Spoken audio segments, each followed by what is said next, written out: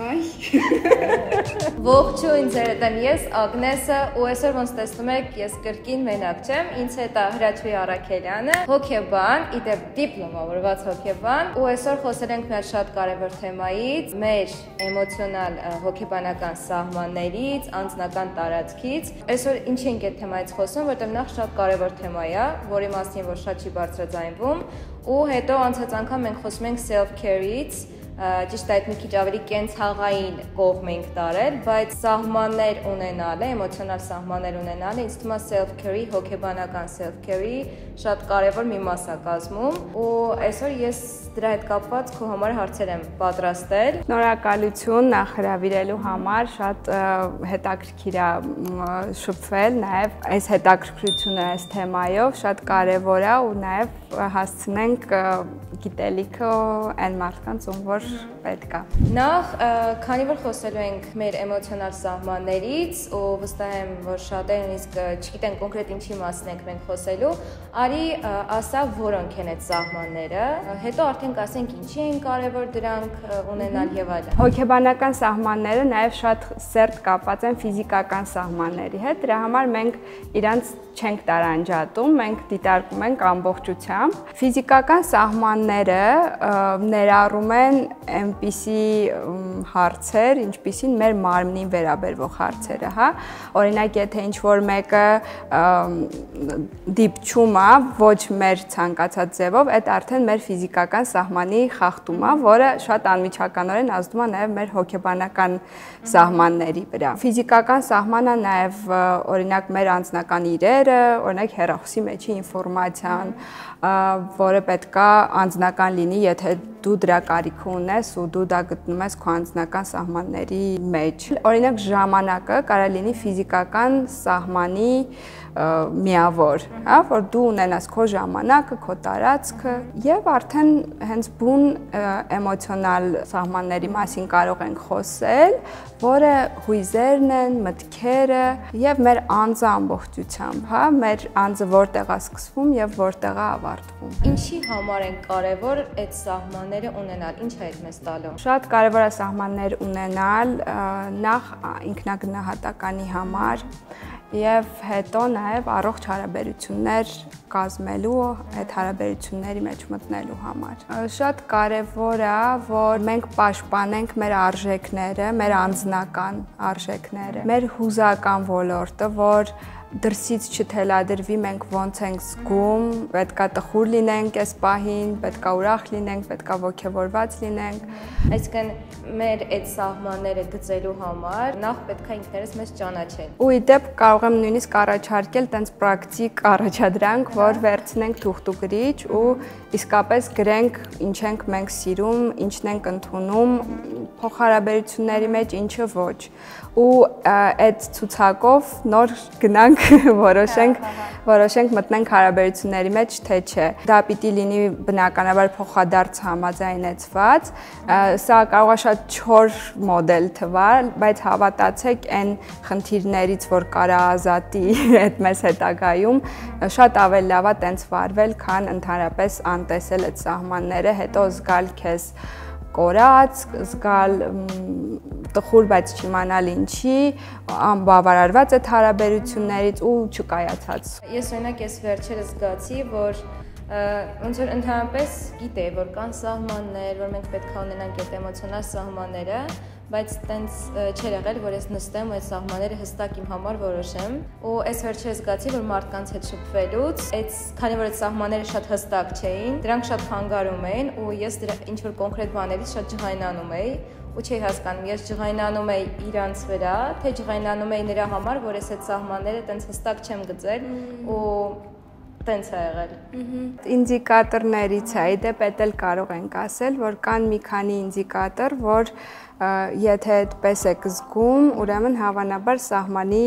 խնդիր ունեք, կամ չեք դրել, կամ անցել են։ Երկու դեպքում էլ տհաճ է, բայց եթե գոնե դրել ենք, կարանք իմանանք ուր ենք վերադառնում, հա։ Տենց ֆրուստրացիա ես զգում, այսինքն սենց կոտրված ես, մի բան էիր սպասում, բայց ուրիշ բան է ստացվում, հա։ Եթե զգում ես, որ շատ կախված ես ինչ որ մեկի կարծիքից, չես կարողանում ինքնուրույն որոշումներ ընդունել, այդպես էլ է շատ լինում, հա, որ միշտ սովորեն, ասենք, զույգ են, շատ լավ զույգ կարա լինի, բայց իրանք առանց իրար չեն կարողանում որոշումներ ընդունել, ինչու որ շուտ արագ պետքա կողմնորոշվի մարդ է սիտուացիայում։ Հավատացեք, հավես է, երբ որ կողքդ մարդ է, որը ինքնուրույն է ու կարող է որոշում կայացնի առանց քննարկելու նաև, հա, քննարկելն էլ է օքեյ, ոչ մեկ չի բացառում դա, այստեղ կախվածության բացառման մասին է խոսքը։ Իմ փորձից կարամ ասեմ, որ օրինակ իմ մոտ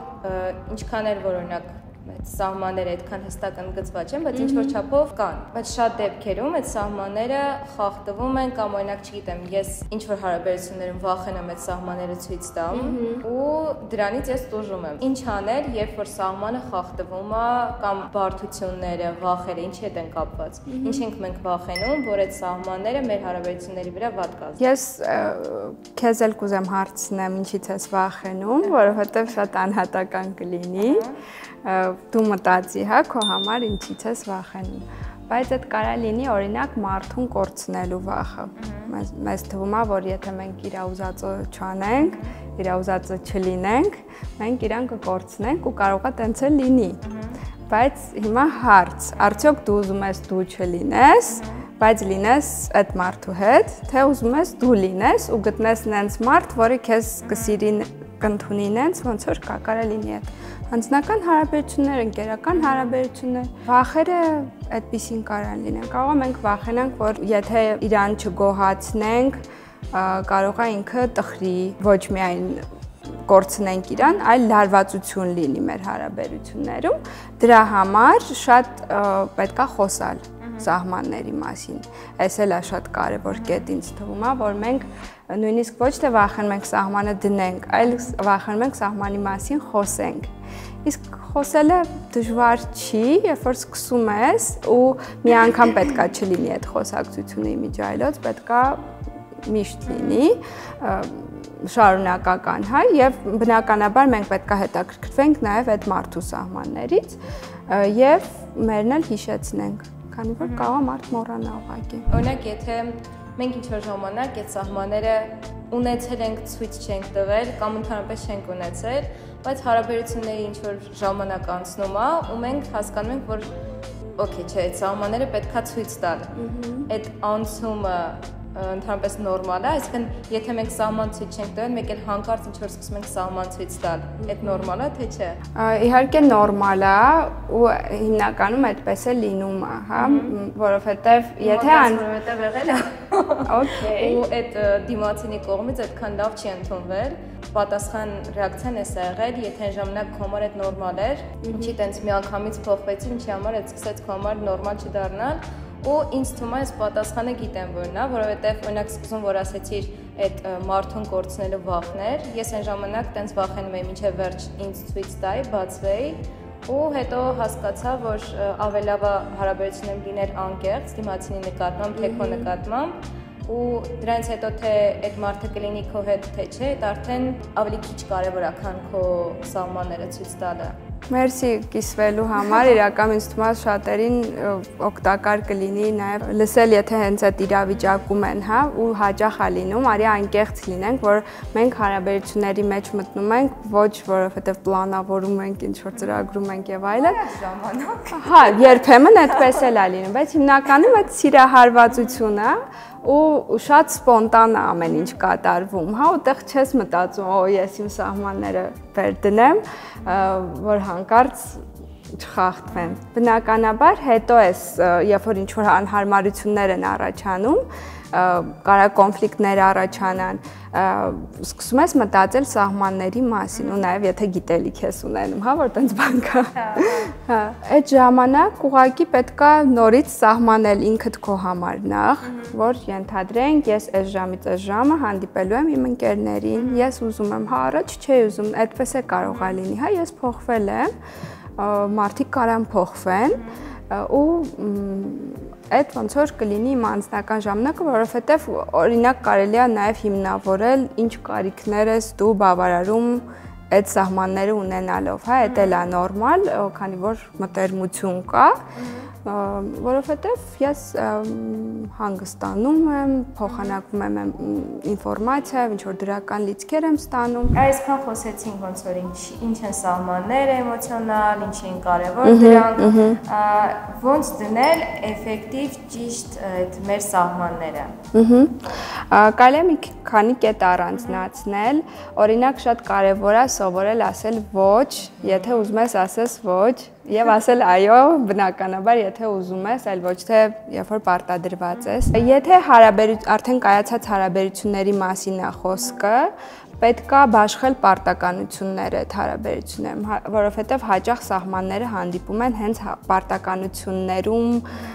անհամապատասխանության դեպքում, երբ որ մեկը իր վրա ավելի շատ պատասխանատվություն է վերցնում, քան մյուսը։ Երբ մենք հստակ դնում ենք ով ինչ ոլորտի համար է պատասխանատու, շատ հեշտ է հետո կառավարել կոնֆլիկտները կամ չհասնել ուղղակի կոնֆլիկտ։ Մենք հարաբերությունների մեջ կարող ենք ինչպես տալ, այնպես էլ վերցնել, ու վերցնելը ամոթ չի, խնդրելը ամոթ չի։ Բացի դրանից, երբ մեզ ինչ-որ հաճելի բան անում մեր պարտնյորը, մենք պարտական զգալու փոխարեն պետք է երախտապարտ զգանք։ Այդ շատ փոխում է էմոցիոնալ ֆոնը, հա, որովհետև դու ինձ ինչ-որ բան նվիրեցիր, ես հիմա պարտական եմ ինձ զգում, այդ sense, չգիտեմ, այնքան էլ դրական հույզ չի։ Ու գիտես ոնց կարելի է այդ ֆիքսել շատ արագ։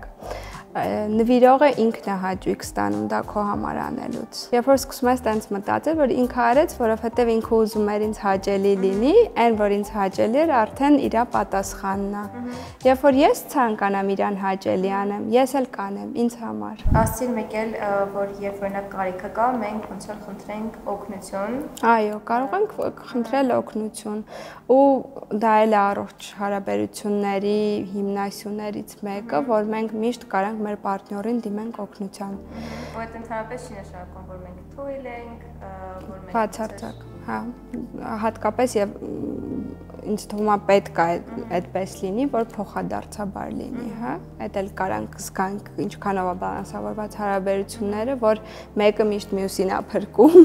թե մենք իրար հետ ենք ու իրար դժվար պահերին իրար համար ինչ որ բան պետք է անենք։ Օգնություն խնդրելուց նաև հիշի դու ոնց ես զգում, երբ որ դու ես օգնում։ Հիմնականում այդ դրական experience-ը նաև օգնողի համար։ Եթե կա ինչ որ փոխադարձ համակրանք, հա, բարձրալի օտար մարդու չես ուզի։ Կարես օտար մարդուց է խնդրես, հա, ասենք շատ բարձ բան ասեմ, որ երբ որ ես սայլակով խանութ եմ մտնում, ինձ անծանոթ մարդիկ մեծ սիրով դուռը բացում են, ու ես գիտեմ, որ ես էլ եմ դա սիրով անում, որովհետև դա իմ համար եմ անում։ Հա, տենց օգնությունը հետաքրքիր բան է, փաստորեն։ Իդեպ մոռացա ասեմ, որ Հրաչյունին ունի Instagram իր բլոգը, որը որ նոր է բացել, ու այնտեղ գտնեք շատ հետաքրքիր ու կարևոր ինֆորմացիա, կապված, չգիտեմ, այնտեղ ինքնազարգացման հետ, դժվարությունների հաղթահարման հետ, ներդաշնակության, մի խոսքով մեր էջերի լինքերը կդնեմ նկարագրության հատվածում վիդեոյի, որ դուք ավելի հեշտ կարողանաք գտնեք։ Գրեք մեկնաբանության դաշտում, թե ինչքանով է այս վիդեոն ձեր համար օգտակար, ինչ վերցրեցիք։ Ձեր հետ է ես, Հրաչյունին, հաջողություն։ Всё. Ой, Диди. Merci.